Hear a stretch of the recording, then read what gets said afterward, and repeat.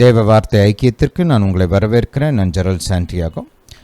வேதத்திலிருந்து உம்மாலே நான் ஒரு சேனைக்குள் பாய்வேன் என்ற தலைப்பில் நாம் தியானிக்கப் போகிறோம். ஜெபிக்கலாம். பிதாவே, இயேசுவின் நாமத்தினால் வருகிறோம். தாப்பனே, நீர் பெரியவர், எங்கள் பலனாயிருக்கிறவர், எங்கள் ஜீவனின் பலனாயிருக்கிறவர், எங்கள் வெளிச்சமும் எங்கள் இரட்சிப்புமாயிருக்கிறவர். பிதாவே, உம்மை நோக்கி பார்க்கிறோம். வானத்தையும் பூமியும் படைத்த தேவன் எங்கள் அடைக்கலமாக இருக்கிறபடியால் ஸ்தோத்திரம். தாப்பனே, நீர் எங்கள் ஒவ்வொருவரையும் கண்ணின் மணியைப் போல பாதுகாக்க வேண்டுமா ஜெபிக்கிறோம். தாப்பனே, துன்மார்க்கமான மக்கள் கையிலிருந்தும் அவ்விசுவாசிகள் கையிலிருந்தும் நீர் எங்களை தப்புவிக்க வேண்டுமா ஜெபிக்கிறோம், பாதுகாக்க வேண்டுமா ஜெபிக்கிறோம். தாப்பனே, நீர் எங்களை எல்லா தீமைக்கும் விலக்கி பாதுகாக்க வேண்டுமா ஜெபிக்கிறோம். எல்லா விதமான வாதைகள், நோய்கள், வலி, வேதனைகளுக்கு நீக்கி பாதுகாக்க வேண்டுமா ஜெபிக்கிறோம். தாப்பனை, எங்கள் மீதும் எங்கள் குடும்பத்தார் மீதும் எங்களுக்கு உண்டான யாவற்றின் மீதும் உம்முடைய பரிபூர்ண பாதுகாப்பு உண்டாகட்டும். தாப்பனை, எங்கள் கோட்டை நீர், எங்கள் அரண் நீர், எங்கள் கேடகம் நீர், நாங்கள் நம்பி இருக்கிற தேவன் நீர். பிதாவே, உம்மை துதிக்கிறோம், உமக்கு நன்றி செலுத்துகிறோம். தாப்பனே, நீர் எங்களுக்கு உம்முடைய வார்த்தைகளை போதிக்க வேண்டுமா ஜெபிக்கிறோம். உம்முடைய விலையேறப்பெற்ற ஞானம், புத்தி, அறிவு, வெளிச்சத்தை எங்களுக்கு கொடுக்க வேண்டுமா ஜெபிக்கிறோம். தாப்பனே, இந்த காலத்திற்கு எங்களுக்கு தேவையான சரியான வார்த்தைகளை கொடுக்க வேண்டுமா ஜெபிக்கிறோம். எங்கள் வாழ்க்கைக்கு தேவையான பதில்களை வெளிப்படுத்த வேண்டுமா ஜெபிக்கிறோம். வானத்தையும் பூமியும் படைத்தவர் எங்களுக்கு போதிக்கிறபடியால் ஸ்தோத்திரம். தாப்பனே, நீர் உன்னதர், பெரியவர், சர்வ வல்லவர். Hallelujah to Jesus. Glory be to God. இயேசுவே, உம்மை துதிக்கிறோம். இயேசுவே, உமக்கு நன்றி. பிதாவே, நீர் உம்முடைய பலத்த கரத்தை நீட்டி என்னுடைய சத்தத்தை கேட்டுக்கொண்டு இருக்கிற ஒவ்வொருவரையும் குணமாக்க வேண்டுமா ஜெபிக்கிறோம். அற்புதங்களையும் அடையாளங்களையும் அவர்களுக்கு செய்ய வேண்டுமா ஜெபிக்கிறோம். இயேசுவின் நாமத்தினாலே அவர்களுக்கு தேவையான அந்த பகுதிகளில் அற்புதங்கள் உண்டாவதாக, அதிசயங்கள் நடக்கட்டும். தாப்பனே, உம்முடைய பலன் வெளிப்படட்டும். தாப்பனே, உம்முடைய குணமாக்கும் அபிஷேகம் எல்லாவித வலி, வேதனை, வியாதிகளை நீக்கட்டும். தாப்பனே, உம்முடைய அபிஷேகம் நுகங்களை முறிக்கட்டும், கட்டுகளை அவிழ்க்கட்டும், சுமைகளை நீக்கட்டும். தாப்பனே, மக்களுக்கு சமாதானம் உண்டாகட்டும், பலன் உண்டாகட்டும், ஆறுதல் உண்டாகட்டும். தாப்பனே, மக்களுக்கு முன்னேறுவதற்கான பலன், மேற்கொள்வதற்கான பலன், ஜெயிப்பதற்கான பலன், செழிப்பதற்கான, வெற்றி பெறுவதற்கான பலன் உண்டாகட்டும். தாப்பனே, உம்முடைய ஜனத்தோடு நீர் இருக்கிறபடியால் ஸ்தோத்திரம். உலகத்தில் இருக்கிற பிசாசை காட்டிலும் எங்களுக்குள்ளே இருக்கிற நீர் பெரியவர். தாப்பனே, நீர் எங்களை எப்போதும் வெற்றி சிறக்க பண்ணுகிறபடியால் ஸ்தோத்திரம். எங்களை பாதுகாத்து தப்புவிக்கிறபடியால் ஸ்தோத்திரம். எல்லா தீமைக்கும் விலக்கி பாதுகாக்கிறபடியால் ஸ்தோத்திரம். வானத்தையும் பூமியும் படைத்த தேவன் நீர், யாக்கோபின் தேவன் நீர், சேனைகளின் கர்த்தர் நீர். பிதாவே, உமக்குள் நாங்கள் தஞ்சம் புகுகிறோம். தாப்பனை, நீர் அப்படியே செய்கிறபடியால் ஸ்தோத்திரம். இயேசுவின் நாமத்தினால் பிதாவே, ஆமென். ஹல்லேலூயா. ஹல்லேலூயா டு ஜீசஸ். நம்முடைய கர்த்தர் நல்லவர், நம்முடைய கர்த்தர் பரிசுத்தர், நம்முடைய கர்த்தர் நமக்கு உதவி செய்கிற தேவன், சேனைகளின் கர்த்தர், யாக்கோபின் தேவன் நம் அடைக்கலம். நமக்கு ஒரு தீமையும் உண்டாகாது. எல்லா தீமைக்கும் விலக்கி கர்த்தர் நம்மை பாதுகாப்பார். அடிக்கடி இந்த மாதிரி காரியங்களை குறித்து கர்த்தர்கிட்ட பேசுங்க. கர்த்தாவே, நீரே என் அடைக்கலம், நீரே என் கோட்டை, சேனைகளின் கர்த்தர் என்னோடு கூட இருக்கிறீர். தாப்பனே, உம்முடைய வானதூதர் என்னை சுற்றி பாளையம் இறங்கி பாதுகாக்கிறபடியாக ஸ்தோத்திரம். எனக்கும் எனக்கு உண்டான யாவற்றின் மீதும் என் குடும்பத்தார் மீதும் உம்முடைய பரிபூர்ண பாதுகாப்பு இருக்கிறபடியாக ஸ்தோத்திரம் அப்படின்னு அடிக்கடி சொல்லுங்கள். ஐயோ, அது வந்துடும் போல் இருக்குது, ஐயோ இது நடந்துடும் போல் இருக்குது, ஐயோ அந்த தீமை வந்துடும் போல் இருக்குது, ஐயோ இந்த வியாதி வந்திருக்கும் போல் இருக்குது. அதுக்கு பதிலாக, தேவரீர் என்னுடைய கோட்டையாக இருக்கிறீர், என் அரணாக இருக்கிறீர், என் கேடகமாக இருக்கிறீர். தாப்பனே, நீர் என்னை பாதுகாக்கிறபடியால் ஸ்தோத்திரம். அப்படி மாற்றுங்க. எப்படி ஏதோ ஒன்று பேச போகிறீங்க இல்லையா? பயத்தை பேசுகிறதுக்கு பதிலாக, அவ்விசுவாசத்தை பேசுவதற்கு பதிலாக, தேவனுக்குள் பலப்படுங்கள், தேவனுக்குள் தஞ்சம் புகுங்கள். ஹல்லேலூயா. கர்த்தர் நம்மீது அன்புள்ளவர், நம் பரம தகப்பன். அவர் நிச்சயமாகவே தம்முடைய சிறகுகளால் நம்மை மூடுவார், எல்லா தீமைக்கும் விலக்கி பாதுகாப்பார். இந்த காலகட்டத்தில் ஆவியானவர் குறிப்பாக இந்த பாதுகாப்பை குறித்து திரும்ப திரும்ப வலியுறுத்துகிறார். அதனால் நானும் உங்களுக்கு இந்த காரியங்களை குறித்து திரும்ப திரும்ப பேசுகிறேன். ரைட்? உங்களுக்கு ஞாபகப்படுத்துகிறேன், ரைட், உங்களுக்கு நினைப்பூட்டுகிறேன்.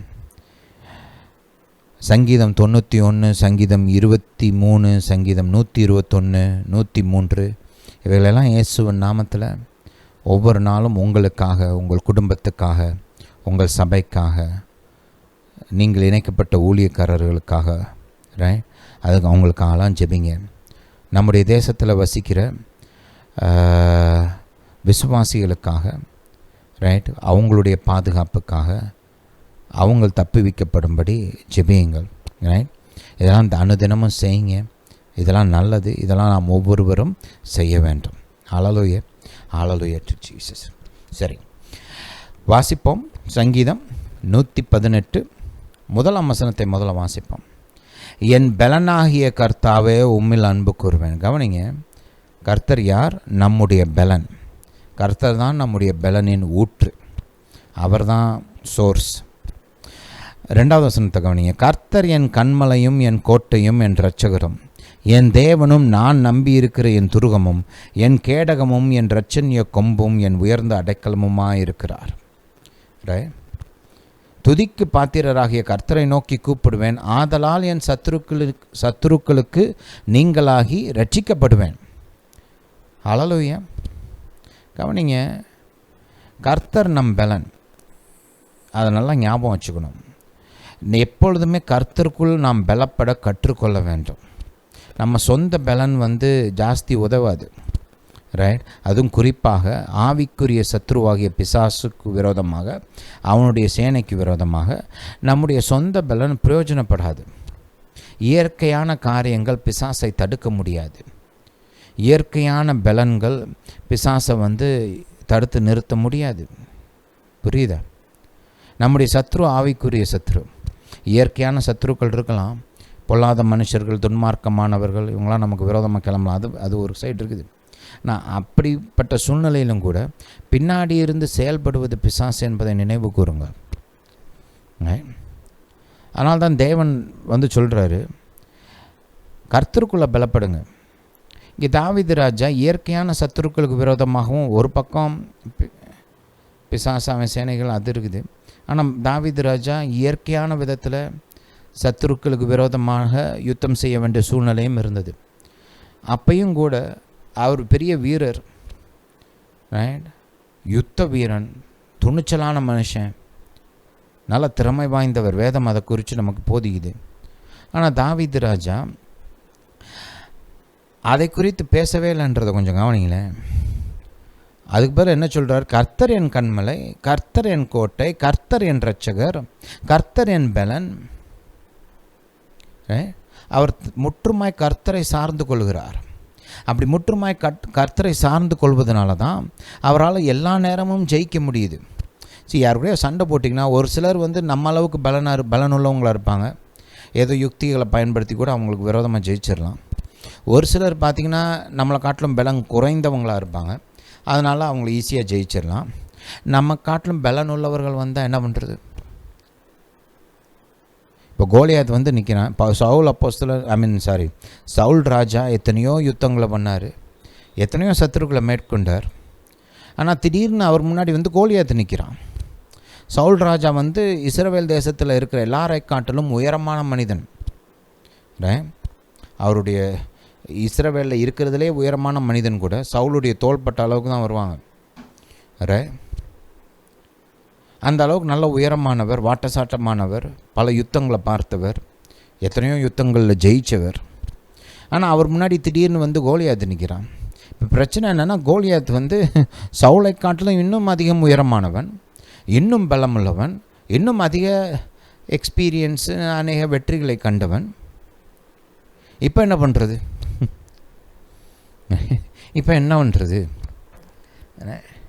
இப்போ உயரம் சவுலுக்கு உதவாது. ஏன்னா கோலியாத் இவரை காட்டிலும் உயரம் ஜாஸ்தி. பலன் இப்போ ஒன்றும் பண்ண முடியாது. ஏன்னா இவரை காட்டிலும் கோலியாத் பலன் ஜாஸ்தி. எக்ஸ்பீரியன்ஸும் அவ்வளோ ஒன்றும் செய்ய முடியாது. ஏன்னா இவரை காட்டிலும் அவனுக்கு எக்ஸ்பீரியன்ஸ் ஜாஸ்தி. எந்த வகையில் பார்த்தாலும் கோலியாத் சிறந்தவனாக, பெரியவனாக இருக்கிறான். இப்போ என்ன பண்ணுறதுன்னு தெரியாமல் தான் எல்லோரும் முழிச்சுக்கிட்டு அப்படியே உட்காந்துருந்தாங்க 40 நாள். புரியுதா? ஆனால் தாவீது ராஜா தனக்குள் பலப்பட்டு தன்னுடைய பிரச்சனைகளை அவர் சந்திக்கலை. கர்த்தருக்குள் பலப்பட்டு கர்த்தருடைய பலத்தினாலே அவர் யுத்தம் செய்தார். அதனால் சத்ரு எவ்வளவு பெரியவன்றது பாயிண்ட்டே கிடையாது, பிரச்சனையே கிடையாது.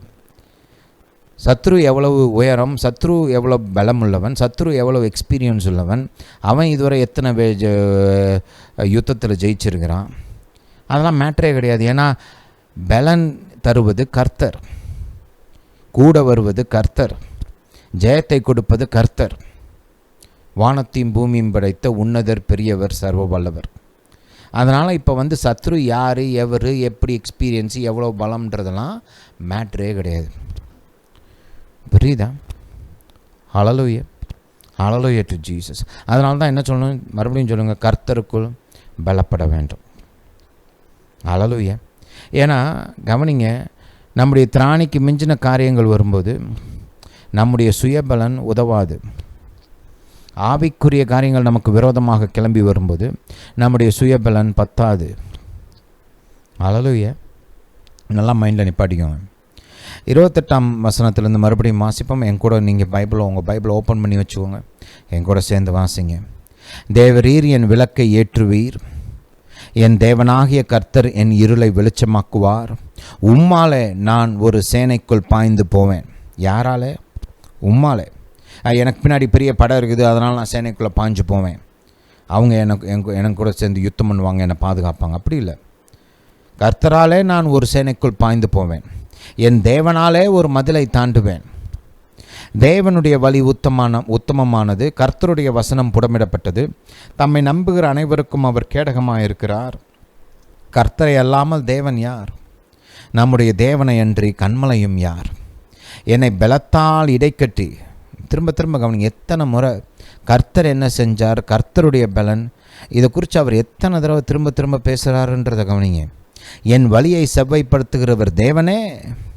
அவர் என் கால்களை மான்களுடைய கால்களைப் போலாக்கி என்னுடைய உயர்தலங்களில் என்னை நிறுத்துகிறார். வெண்கல வில்லும் என் புயங்களால் வளையும்படி என் கைகளை யுத்தத்திற்கு பழக்குவிக்கிறார். உம்முடைய இரட்சிப்பின் கேடகத்தையும் எனக்கு தந்தீர். உம்முடைய வலதுகரம் என்னை தாங்குகிறது. உம்முடைய காருண்யம் என்னை பெரியவனாக்கும். என் கால்கள் வலுவாதபடிக்கு நான் நடக்கிற வழியை அகலமாக்கினீர். என் சத்துருக்களை பின்தொடர்ந்து அவர்களை பிடிப்பேன், அவர்களை நிர்மூலமாக்கும் வரைக்கும் திரும்பேன். டோட்டல் விக்ட்ரி, முழுமையான வெற்றி உண்டாகிற வரைக்கும் திரும்ப மாட்டேன்றார். ஹல்லேலூயா. அவர்கள் எழுந்திருக்க மாட்டாதபடிக்கு என் பாதங்களின் கீழ் விழத்தக்கதாக அவர்களை வெற்றினேன். யுத்தத்திற்கு நீர் என்னை பலத்தால் இடைக்கட்டி என் மேல் எழும்பினவர்களை என் கீழ் மடங்க பண்ணினீர். ஹல்லேலூயா, ஹல்லேலூயா டு ஜீசஸ். அப்போ கவனிங்க, இங்கே சப்ஜெக்ட் யார்? கர்த்தர். மெயின் பாயிண்ட் யார்? யாரை குறித்து தாவீது இங்கே பெருசாக பேசுகிறார்? கர்த்தர். கர்த்தர் எனக்கு இதை செஞ்சார், கர்த்தர் எனக்கு அதை பண்ணார், கர்த்தர் வெற்றி கொடுத்தார், கர்த்தர் பலத்தை கொடுத்தார், கர்த்தர் வழி நடத்தினார், கர்த்தர் பாதை அகலமாக்கினார், கர்த்தர் கேடகத்தை கொடுத்தார், கர்த்தர் என் கால்களை மான் கால்கள் போல் ஆக்கினார். கர்த்தர் கர்த்தர் கர்த்தர் கர்த்தர், இதுதான் அர்த்தம். கர்த்தருக்குள் பலப்படுவதுன்னா இதுதான். புரியுதா? கர்த்தரை சார்ந்து அவருடைய பலத்தால், அவருடைய கிருபையால், அவருடைய அபிஷேகத்தால், அவருடைய உதவியால் சத்ருவுக்கு விரோதமாக யுத்தம் செய்வது, மேற்கொள்வது. இதை மைண்டில் நல்லா நிப்பாட்டி வச்சுக்கோங்க. இதை மைண்டில் வச்சுக்கிட்டு இப்போ கவனிங்க, எபேசியரை வாசிப்போம். எபேசியருக்கு எழுதின நிருபம். ஹல்லேலூயா. எபேசியர் 6. ஏன்னா சில சமயம் கர்த்தருக்குள் பலப்படுங்கன்னு சொல்கிறோம். ஆனால் எப்படி பலப்படுறது, அதை கொஞ்சம் கவனிக்கணும்ல. கடைசியாக என் சகோதரரே, கர்த்தரிலும் அவருடைய சத்துவத்தின் வல்லமையிலும் பலப்படுங்கள். இதான் யுத்த பிளானில், அந்த யுத்தத்துக்கான அந்த பேட்டில் பிளான் இருக்கு இல்லையா, அதில் ஃபஸ்ட்டு பாயிண்ட் என்ன? என் சகோதரரே, கர்த்தரிலும் அவருடைய சத்துவத்தின் வல்லமையிலும் பலப்படுங்கள். இந்த பலன் உண்டாகணும். பாருங்கள், வியாதிப்பட்டு பலவீனப்பட்டு படுக்கையாக இருக்கிறவன்னு தூக்கிட்டு கொண்டு போய் நீங்கள் யுத்த காலத்தில் நிப்பாட்ட முடியாது. யுத்தத்துக்குன்னு ஒரு திட்டம் வேணும். அந்த திட்டத்தை சரியாக செயல்படுத்தணும்னா பலம் வேண்டும், திறமை வேணும், ட்ரைனிங் இருக்கணும். இதெல்லாம் இருந்தால் தானே கரெக்டாக செயல்படுத்த முடியும். இப்போ ஒரு யுத்தம் நடக்குதுன்னா ஸ்ட்ராட்டஜி இப்போ ஒன்று யூஸ் பண்ணுவாங்க. கிரவுண்ட் ஸ்ட்ராட்டஜின்னு ஒன்று இருக்கும், ஏர் ஸ்ட்ராட்டஜின்னு ஒன்று இருக்கும், நேவல் வார்ஃபேர்னு சொல்லுவாங்க. அதாவது சமுத்திரத்தின் மூலமாக நம்முடைய நேவிலாம் இருக்கிறாங்களே அவங்க போய் அவங்க ஒரு ஸ்ட்ராட்டஜி வச்சுருப்பாங்க. எல்லோரும் சேர்ந்து ஒரு திட்டம் போடுவாங்க. நீ இதை பண்ணணும், நான் அதை பண்ணுவேன், ரைட். தரைப்படை வந்து இப்படி பண்ணுவாங்க. அப்படி ஒவ்வொருத்தருக்கும் ஒரு பங்கு கொடுப்பாங்க. அவங்களுமே பார்த்திங்கன்னா அதை டிவைட் பண்ணுவாங்க. டிவைட் பண்ணி இந்த பெட்டாலியனுக்கு இந்த வேலை, அந்த பெட்டாலியனுக்கு இந்த வேலை, இன்னொரு பெட்டாலியனுக்கு இந்த பொறுப்பு, இப்படி ஒவ்வொன்றையாக பிரித்து கொடுப்பாங்க. பார்த்திங்கன்னா அவங்க ஆர்மியில் அவங்களுக்கு கொடுக்கப்பட்ட ட்ரைனிங்லாம் அப்படிப்பட்ட பொறுப்புகளை நிறைவேற்றக்கூடிய ட்ரைனிங்காக இருக்கும். அதுக்கேற்ற மாதிரி ட்ரைனிங், அதுக்கேற்ற மாதிரி பலன், அதுக்கேற்ற மாதிரி அறிவுத்திறன், இதெல்லாம் கொடுப்பாங்க. அதனால் யுத்தம்ன்றது சும்மா கண்ணை மூடிட்டு போய் ஊயின்னு கத்திக்கிட்டு போய் சண்டை போடுறது கிடையாது. கர்த்தருடைய உதவியோட, கர்த்தருடைய ஞானத்தோட, கர்த்தர் கொடுக்குற பலத்தோடு யுத்தம் பண்ணணும். அப்போ தான் ஜெயிக்க முடியும். புரியுதா? அதான் தாவீது என்ன சொல்கிறார், என் இருளில் எனக்கு வெளிச்சத்தை கொடுப்பீர். வெளிச்சம்ன்றது டைரக்ஷன், ஞானம். தாவீது யுத்தத்துக்கு போகிறதுக்கு முன்னாடி கர்த்தர்கிட்ட கேட்பேன், கர்த்தாவே என்ன பண்ணலாம். அப்போ கர்த்தர் சொல்லி கொடுக்குறாரு பாருங்கள். பல இடங்களில் பார்த்தீங்கன்னா கர்த்தர் ஸ்ட்ராட்டஜி கொடுக்குறாரு. இப்படி போ, இப்படி பண்ணு, ரைட், நான் இப்படி செய்வேன். வெளிச்சம், ஞானம். அது மட்டும் இல்லை, பலன், யுத்தத்திற்கான பலன். கர்த்தர் யுத்தம் செய்வதற்கு கைகளை பழக்குவிக்கிறார் அப்படின்னு வேதம் போதிக்குது இல்லையா? அப்போ கர்த்தருடைய உதவியோட, ஞானத்தோட, பலத்தோட நாம் யுத்தம் செய்ய பழக வேண்டும். அதுதான் கர்த்தருக்குள்ளே பலப்படுவது. அதனால தான் அவருடைய வாக்கு தத்தங்களை ஜெபித்து பலப்பட கற்றுக்கொள்ள வேண்டும். அந்நிய பாஷையில் பேசி அவருடைய சத்துவத்தின் வல்லமையை பெற்றுக்கொள்ள வேண்டும். இதெல்லாம் டெய்லி செய்யணும். எந்த ஒரு வீரனும் யுத்தம் அன்னைக்கு போய் ட்ரைனிங் பண்ண போக மாட்டான். வாழ்க்கை பூரா ட்ரைனிங் பண்ணுவான். ஏன்? யுத்தம் ஒரு நாளைக்கு வரும். அப்போ யுத்தம் வர்றப்போ நான் ரெடியாக இருக்கணும், ஜெயிக்கணும் அப்படின்னு. அதனால் கிறிஸ்தவர்கள் வந்து அந்த ஒரு சோல்ஜர் மென்டாலிட்டி இருக்கணும். டெய்லி ட்ரெயின் பண்ணணும், டெய்லி நல்லா சாப்பிடணும், டெய்லி நல்லா எக்ஸசைஸ் எல்லாம் பண்ணணும், டெய்லி அந்த ஆயுதங்களெல்லாம் வந்து ரெடி பண்ணி அப்படி பழகணும், யூஸ் பண்ணி ப்ராக்டிஸ் பண்ணணும். அப்போ தான் யுத்தம் வர நேரத்தில் ஜெயிக்க முடியும். புரியுதா? அதனால தான் என்ன சொல்கிறோம், டெய்லி பைபிள் வாசி அப்படின்றோம். ஏன்னா பைபிள் தான் ஒரு பக்கம் நம்முடைய ஆவிக்கு போஷாக்காக இருக்குது, நம்முடைய ஆவியை பலப்படுத்துது. இன்னொரு பக்கம் அந்த வார்த்தையிலிருந்து தான் நமக்கு ஆயுதங்கள் கொடுக்கப்படுது. நம்ம இங்கே வாசிக்கிறோம் இல்லையா? கவனிங்க 11, நீங்கள் பிசாசின் தந்திரங்களோடு எதிர்த்து நிற்க திராணியுள்ளவர்களாகும்படி தேவனுடைய சர்வாயுத வர்க்கத்தையும் தரித்து கொள்ளுங்கள். அந்த ஆயுதங்களை சப்ளை பண்ணுறது எது? தேவ வார்த்தை. அதில் இருக்கிற ஒவ்வொரு ஆயுதமும் தேவ வார்த்தையிலிருந்து உருவாக்கப்படுகிற ஆயுதங்கள். இப்போ தெரியுதா ஏன் டெய்லி ஜெபிக்கணும், ஏன் டெய்லி பைபிள் வாசிக்கணும்னு சொல்கிறோம்னு? அல்லேலூயா. அனுதினமும் ஜெபிக்கணும். உங்கள் சொந்த பாஷையில் ஜெபிங்க, அந்நிய பாஷையில் ஜெபிங்க, டெய்லி பைபிளை வாசிங்க. இந்த மாதிரி நல்ல மெசேஜெல்லாம் டெய்லி கேளுங்க. அப்படி கேட்க கேட்க you will be ready. Right, நீங்கள் ஆயத்தப்படுத்தப்படுகிறீர்கள். உங்களுக்கான எக்யூப்மெண்ட்ஸ்லாம் சப்ளை பண்ணப்படுது. அப்போ யுத்தம் வரும்போது டக்குன்னு கையில் யுத்தம் வேணால் ஆயுதம் இருக்கும், பலன் இருக்கும். அப்படி ரெடியாக போய் முன்னாடி நின்று அப்படி நல்லா ஜோராக சண்டை போட்டு ஜெயிச்சிருவீங்க. அல்லேலூயா, அல்லேலூயா டு ஜீசஸ். சரி, இன்றைக்கி ஒரு முக்கியமான காரியத்தை குறித்து நம்ம பேச போகிறோம். 13ஆம் வசனத்தை கவனிங்க. ஆகையால் தீங்கு நாளில் அவைகளை எதிர்த்து 12-13 சேர்த்து வாசிச்சிருவோமே. ஏனெனில் மாம்சத்தோடும் இரத்தத்தோடும் அல்ல, துரைத்தனங்களோடும் அதிகாரங்களோடும் இப்பிரபஞ்சத்தின் அந்தகார லோகாதிபதிகளோடும் வான மண்டங்களில் உள்ள பொல்லாத ஆவிகளின் சேனைகளோடும் நமக்கு போராட்டம் உண்டு. ஆகையால் தீங்கு நாளில் அவைகளை நீங்கள் எதிர்க்கவும் சகலத்தையும் செய்து முடித்தவர்களாய் நிற்கவும் திராணியுள்ளவர்களாகும்படிக்கு தேவனுடைய சர்வாயுத வர்க்கத்தை எடுத்துக்கொள்ளுங்கள். சத்தியம் என்னும் கச்சையை உங்கள் அறையில் கட்டினவர்களாயும். அதான் முதல் ஆயுதமாக இங்கே நமக்கு போதிக்கப்படுகிறது. முதல் ஆயுதம் என்ன? சத்தியம். மற்ற ஆயுதங்களும் தேவனுடைய வார்த்தையினால் உருவாக்கப்படுகிற ஆயுதங்கள் தான். ரைட்? ஏற்கனவே சொல்லியிருக்கிறேன், அதுக்குள்ளே நம்ம இப்போ போக வேண்டாம். இந்த பாயிண்ட்டை கொஞ்சம் ஃபோக்கஸ் பண்ணுவோம். சத்தியம் என்னும் கச்சையை உங்கள் அறையில் கட்டினவர்களாயும். இது என்ன ஆயுதம்னா, தேவ வார்த்தை குறித்த ஒரு தெளிவான அக்யூரேட்டான நாலேஜ். ரைட்? கர்த்தருடைய வார்த்தையை குறித்த தெளிவான சரியான அறிவு. இதுதான் உங்களுக்கு ஒரு ஆயுதமாக செயல்படுது. ஏன் அப்படின்னு கேட்டோம்னா, பிசாசுடைய பிரதானமான ஆயுதம் வஞ்சகம், பொய்.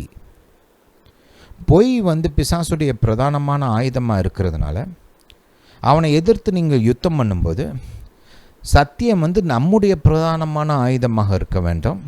ஏன்னா அதன் மூலமாகத்தான் பிசாசுடைய பொய்யையும் வஞ்சகத்தையும் அவனுடைய தந்திரங்களையும் நாம் எதிர்த்து நிற்க முடியும். நம்ம ஏற்கனவே இந்த வேத பகுதியை வாசித்தோம், இருந்தாலும் சும்மா இன்றைக்கி அதை ரிவ்யூ பண்ணுறது மாதிரி வசனத்தை மட்டும் வாசிச்சிருவோம். அதை நீங்கள் பார்க்கணும். ஆதியாகமம் 3ஆம் அதிகாரம் கவனிங்க. முதல் வசனத்திலிருந்தே வாசிப்போம். தேவனாகிய கர்த்தர் உண்டாக்கின சகல காட்டு ஜீவன்களை பார்க்கிலும் சர்ப்பமானது தந்திரமுள்ளதாக இருந்தது. அது ஸ்திரியை நோக்கி, நீங்கள் தோட்டத்தில் உள்ள சகல விருட்சங்களின் கனியையும் புசிக்க வேண்டாம் என்று தேவன் சொன்னது உண்டோ என்றது. ஸ்திரீ சர்ப்பத்தை பார்த்து, நாங்கள் தோட்டத்தில் உள்ள விருட்சங்களின் கனிகளை புசிக்கலாம், ஆனாலும் தோட்டத்தின் நடுவில் இருக்கிற விருட்சத்தின் கனியை குறித்து தேவன் நீங்கள் சாகாதபடிக்கு அதை புசிக்கவும் அதை தொடவும் வேண்டாம் என்று சொன்னார் என்றாள். அப்பொழுது சர்ப்பம் ஸ்திரியை நோக்கி, நீங்கள் சாகவே சாவதில்லை, நீங்கள் இதை புசிக்கும் நாளிலே உங்கள் கண்கள் திறக்கப்படும் என்று நீங்கள் நன்மை தீமை அறிந்து தேவர்களைப் போல் இருப்பீர்கள் என்றும் தேவன் அறிவார் என்றது. இப்போ கவனிங்க, ஆதாமும் ஏவாளும் தேவனை முகமுகமாக பார்த்துருக்குறாங்க, அவரோடு கூட நடக்கிறாங்க. பாவத்துக்கு முன்பாக அவங்க தேவனை பார்த்தார்கள், உறவாடினார்கள், கூட நடந்தார்கள். கர்த்தர் அவங்க கூட ஒரு ஃப்ரெண்டுகிட்ட பேசுகிற மாதிரி பேசுகிறாரு. அவங்களுக்கும் கர்த்தருக்கும் நடுவில் எந்த ஒரு ஒரு பிளாக்கேஜ் இல்லை, ஒரு தடை இல்லை. ஏன்னா பாவம் இல்லை அப்போ, இல்லையா? அதனால் தேவ மகிமைக்கு முன்பாக நிற்கக்கூடிய திராணியுள்ளவர்களாக இருந்தாங்க. ஏன்னா கர்த்தர் அவங்கள மகிமையினால் கனத்தினால் முடிசூட்டி இருந்தார். கர்த்தருடைய பிள்ளைகளாக இருக்கிறார்கள். அதனால் அவங்களால தங்களுடைய தாப்பனாகிய தேவனோடு கூட உறவாட முடிஞ்சிச்சு. அப்படி பாருங்கள், அப்படி கர்த்தரோடு நடந்த மக்களையே பிசாசு தன்னுடைய வஞ்சகத்தினால் தன்னுடைய பொய்யினால் ஏமாற்றினார். இதனால் ஞாபகம் வச்சுக்கோங்க. சில சமயம் நம்ம இதை சரியாக ஒரு காரியத்தோட சீரியஸ்னஸ் புரிஞ்சாதான் அதை சில சமயம் நமக்கு அதை எதுக்கிறதுக்கான ஒரு மனசு உண்டாகும், இல்லையா? இல்லைன்னா அதை அசால்ட்டாக நினச்சிட்றோம். இது ஒன்றும் அவ்வளோ முக்கியம் கிடையாது, இது ஒன்றும் அவ்வளோ பெருசு கிடையாது, பார்த்துக்கலாம். ஒரு அசால்ட்டான ஒரு ஆட்டிடியூட் நம்மளுக்கு வந்துடுது, இல்லையா? சாதாரணமாக நினச்சிட்றோம் காரியங்களை. ஆனால் நீங்கள் யோசிச்சு பாருங்கள்,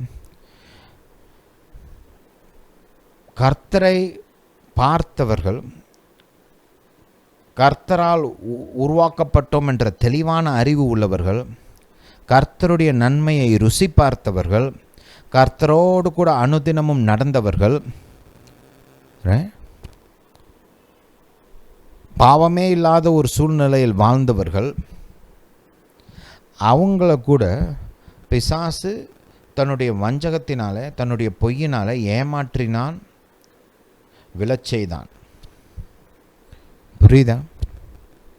ஹல்லேலூயா. இன்றைக்கி மக்கள் கர்த்தரை பார்த்ததில்லை.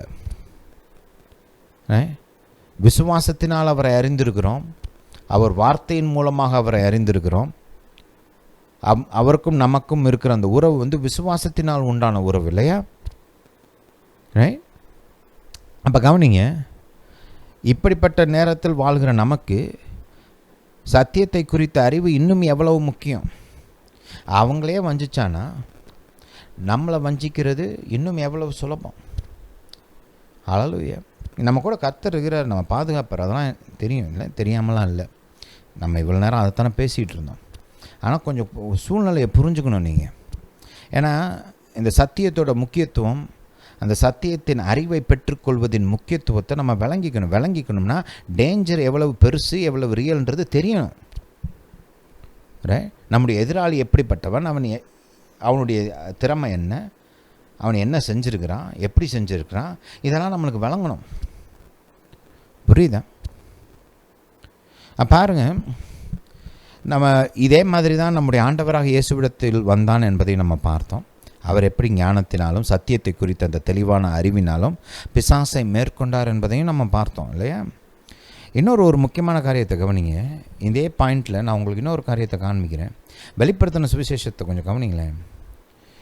இங்கே 20ஆம் அதிகாரம் இங்கே பார்த்தீங்கன்னா பிசாச கர்த்தர் பாதாளத்தில் தூக்கி போடுறாரு. இதை கொஞ்சம் வாசிப்போம்.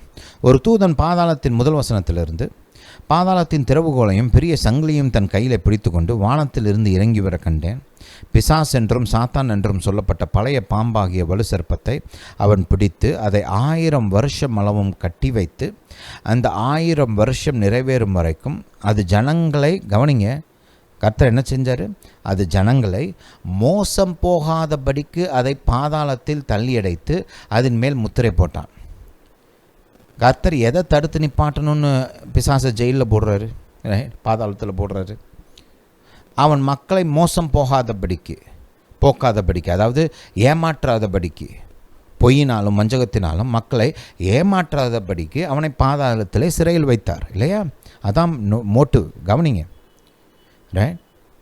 எனக்கு கர்த்தர் நமக்கு இந்த மூலமாக என்ன வெளிப்படுத்துறாரு? அவனுடைய வஞ்சகம், அவனுடைய ஏமாற்று வேலை, அவனுடைய பொய் தான் அவனுடைய பிரதானமான ஆயுதமாக இருக்குது, ஸ்ட்ராட்டஜியாக இருக்குது. பொய் சொல்லி ஏமாத்துறது, மக்களை வஞ்சிக்கிறது, அதுதான் அவனுடைய பிரதானமான ரைட் ஸ்ட்ராட்டஜி. ரைட்? புரியுதா? 3ஆம் வசனத்தை கவனிங்க. அதற்கு பின்பு அது கொஞ்ச காலம் விடுதலையாக வேண்டும். அன்றியும் கவனிங்க, இந்த 1000 வருஷத்தில் தான் இயேசுடைய அரசாட்சி இங்கே பூமியில் நடக்குது. 1000 வருஷத்துக்கு. ரைட்?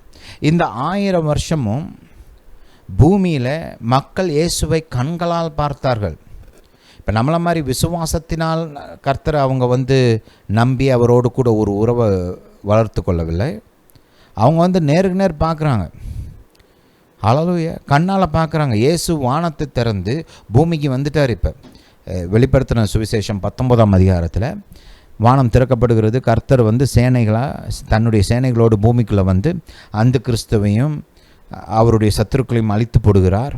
அழித்து போட்டுட்டு இந்த பூமியில் ஒரு 1000 வருஷ அரசாட்சியை நடத்துகிறார். ரைட்? இப்போ மக்கள்லாம் இயேசுவை கண்களால் பார்க்குறாங்க. இயேசு தான் மெய்யான தேவன்றது அவங்களுக்கு விளங்குது. இப்போ ரைட்? இயேசுதான் படைத்தவர், இயேசுதான் நியாயம் தீர்க்கிறவர், இயேசுதான் உண்மையான தெய்வம். இதெல்லாம் இப்போ எல்லாருக்கும் விளங்குது. இப்போ அதை கொஸ்டின் பண்ணுறதுக்கு ஆள்லாம் கிடையாது. இப்போ இந்த காலத்தில் 1000 கேள்வி கேட்குறாங்க, ஒவ்வொருத்தரும் ஒவ்வொன்றும் செய்கிறாங்க. அப்போ அப்படிலாம் கிடையாது.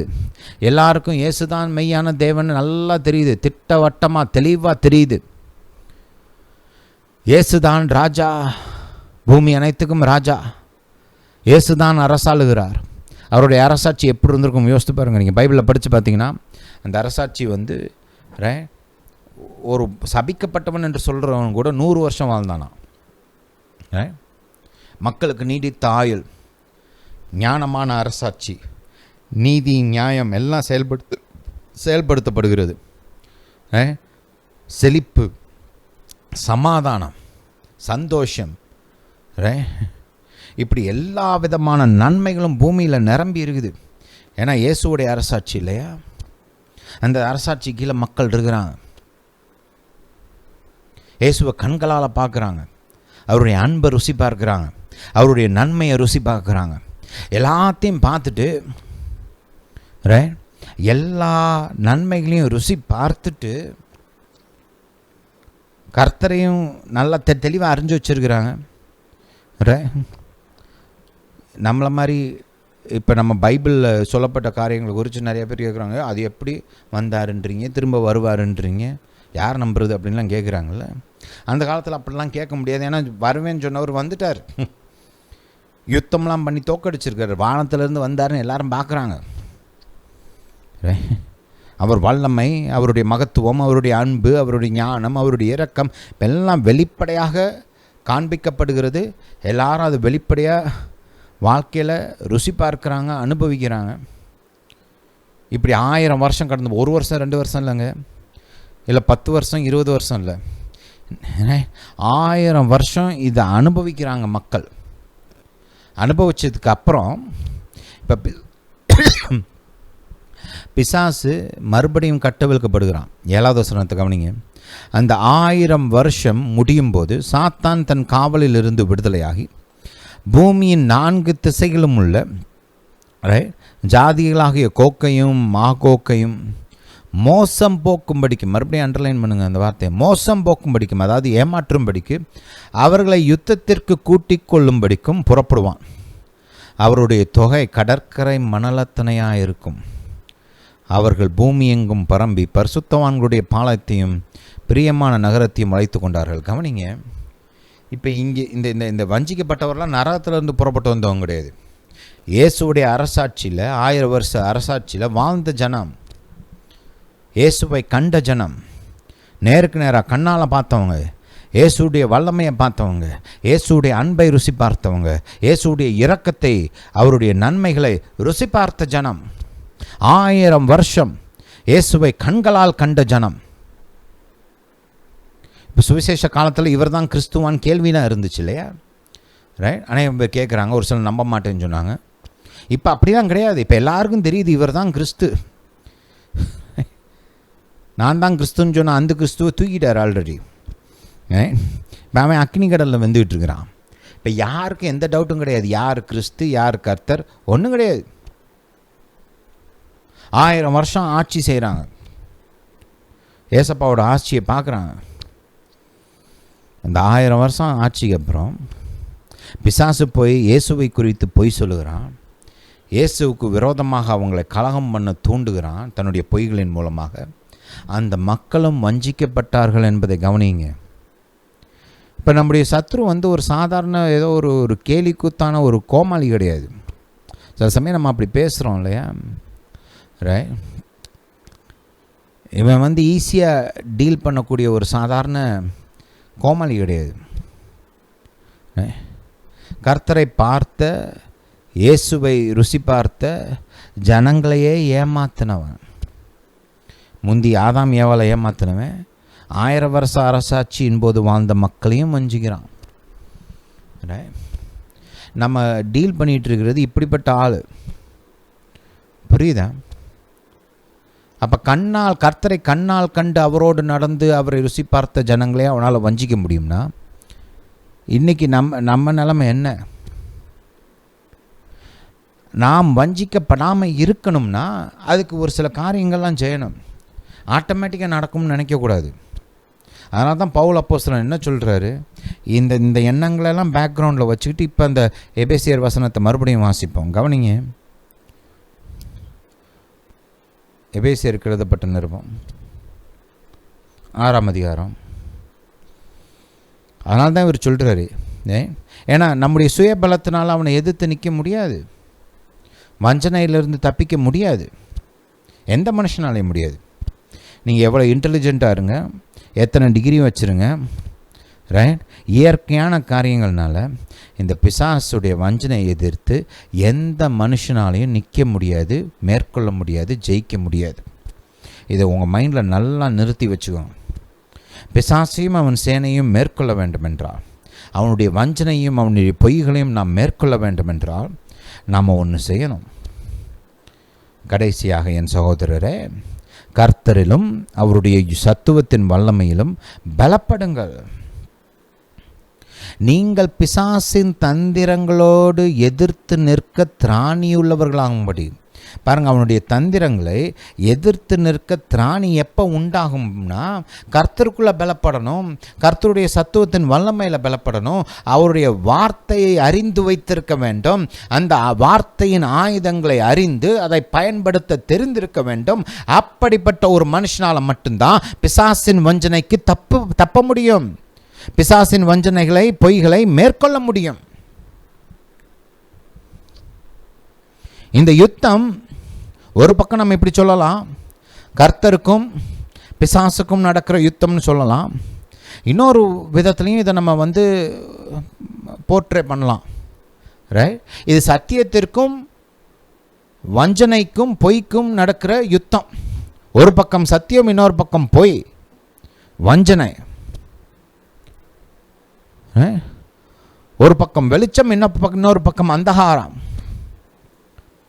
அப்போ இந்த யுத்தம் பிரதானமாக பாருங்க, திரும்ப திரும்ப பார்க்குறோம். வேதம் நமக்கு அதை திட்டமும் தெளிவுமாக போதிக்கிறது. இந்த யுத்தம் பிரதானமாக சத்தியத்திற்கும் பொய்க்கும் நடக்கிற யுத்தம். புரியுதா? ஹல்லேலூயா.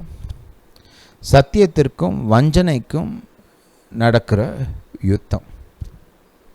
இந்த யுத்தத்தில் நாம் ஜெயிக்க வேண்டுமென்றால் தேவனுடைய வார்த்தையை குறித்த தெளிவான அறிவும் சரியான அறிவும் நமக்கு கட்டாயம் அவசியம்.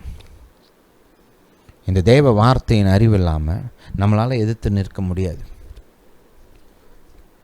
பல தேசங்கள் பாருங்கள், இன்றைக்கி மேற்கத்திய தேசங்களில் பல தேசங்கள் கிறிஸ்துவ தேசங்களாக கிறிஸ்துவ தேசங்கள் என்று அழைக்கப்பட்ட தேசங்கள். அங்கெல்லாம் ஒவ்வொரு வீட்லேயும் பைபிள் இருக்கும். பெற்றோர்லாம் பிள்ளைகளுக்கு பைபிள் படிக்க சொல்லிக் கொடுப்பாங்க. அங்கே இருந்த ஸ்கூல்ஸில் எல்லாம் ஜெபம் இருந்தது, ப்ரேயர் இருந்தது. ரட்சிக்கப்பட்ட மக்கள் இருந்தாங்க, ரட்சிக்கப்படாதவங்களுக்கு கூட தேவ வார்த்தையை குறித்து ஓரளவுக்கு அறிவு இருக்கும். ஒரு சமுதாயமே ஒரு கிறிஸ்துவ சமுதாயமாக இருந்தது. ஒரு பக்கம் ரட்சிக்கப்பட்ட கிறிஸ்தவர்கள், இன்னொரு பக்கம் ரட்சிக்கப்படாதவங்களாக இருந்தாலும் கர்த்தருடைய வார்த்தையை குறித்த ஓரளவுக்கு அறிவு உள்ள ஜனங்கள். அந்த என்டையர் கல்ச்சர், அந்த சமுதாயமே பார்த்திங்கன்னா தேவனுடைய வார்த்தையின் பற்றி உருவாக்கப்பட்ட ஒரு கலாச்சாரத்தை உடைய சமுதாயமாக இருந்தது. ஆனால் அப்படிப்பட்ட ஜனங்கள் கூட தேவனுக்குள் பலப்படாமல் இருந்ததினால கர்த்தருடைய வார்த்தை குறித்த ஒரு சரியான அறிவையும் ஒரு தெளிவான அறிவையும் மெயின்டைன் பண்ணாதனால வஞ்சிக்கப்பட்டு இன்றைக்கி அந்த தேசங்கள் அநேக பேர் நாத்திகர்களாகவும் மற்ற பல காரியங்களுக்கு இடம் கொடுத்தவர்களாகவும் வாழ்கிறார்கள். இதை நீங்கள் மேற்கத்திய தேசங்களில் பார்க்கலாம், அமெரிக்க தேசங்களில் பார்க்கலாம். எதுக்கு இதெல்லாம் பாயிண்ட் அவுட் பண்ணுறேன்னா, இவங்களாம் ஒரு காலத்தில் கர்த்தரை அறிந்தவர்கள், கிறிஸ்துவ தேசங்கள் என்று அழைக்கப்பட்டவர்கள். ஆனால் மாறி இருக்கிறாங்க. ஏன்? வஞ்சனை. இவங்கெல்லாம் யுத்தத்தினால துப்பாக்கி முனையில் கட்டாயப்படுத்தி மாற்றப்பட்டவர்கள் கிடையாது. கத்தியை தலைக்கு வச்சு மாறலைன்னா வெட்டிடுவேன்னு சொல்லி மிரட்டி மாற்றப்பட்டவர்கள் கிடையாது. பிசாசுடைய தந்திரங்களினாலும் பொய்யினாலும் வஞ்சிக்கப்பட்டு மாறினவர்கள். அந்த தேசங்கள் யுத்தத்தினால் கீழ்ப்படுத்தப்பட்டு மாற்றப்பட்ட தேசங்கள் கிடையாது. பிசாசின் பொய்களினாலும் தந்திரங்களினாலும் வஞ்சிக்கப்பட்டு மாறின தேசங்கள். புரியுதா? ஹல்லேலூயா, ஹல்லேலூயா டு ஜீசஸ். இப்போ தெரியுதா அந்த சத்தியத்துடைய முக்கியத்துவம் என்னன்னு தெரியுதா? சத்தியத்தை இடைக்கட்சியாக கட்டிக்கொள்ளனா ஏதோ பெல்ட் தூக்கி மாட்டுற மாதிரி யோசிச்சுட்டு இருக்கணும் இல்லையா?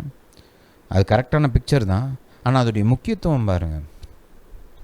ஆதாமில் தொடங்கி இஸ்ரவேல் தேசத்து, அதுக்கப்புறம் இஸ்ரவேல் தேசத்தை பார்க்குறோம், அதுக்கப்புறம் தேசங்களை பார்க்குறோம். கர்த்தர் நமக்கு 1000 காலம் அரசாட்சியில், இயேசுடைய அரசாட்சியில் என்ன நடக்க போகுதுன்றதையும் சொல்லியிருக்கிறாரு. இது எல்லாத்தையும் நம்ம பார்க்கும்போது நமக்கு ஒரு காரியம் தெரியுது. நமக்கு ஒரு பிரதானமான ஆபத்து என்ன? வஞ்சிக்கப்படுவது. அதுதான் ஒரு primary danger for a Christian. அப்போ ஒரு கிறிஸ்டியன் என்ன பண்ணணும்? ஒரு கிறிஸ்தவன் என்ன செய்யணும்? வஞ்சிக்கப்படாமல் இருப்பதற்கு என்னெல்லாம் செய்யணுமோ அதெல்லாம் செய்யணும். பாருங்கள், ஆபத்து எந்த வழியில் வருதுன்னு தெரிஞ்சிட்டா அந்த வழியை அடைக்கணும், அந்த பாதையை அடைக்கணும், அந்த கதவை அடைக்கணும் இல்லையா? அதுதான் புத்திசாலித்தனம்.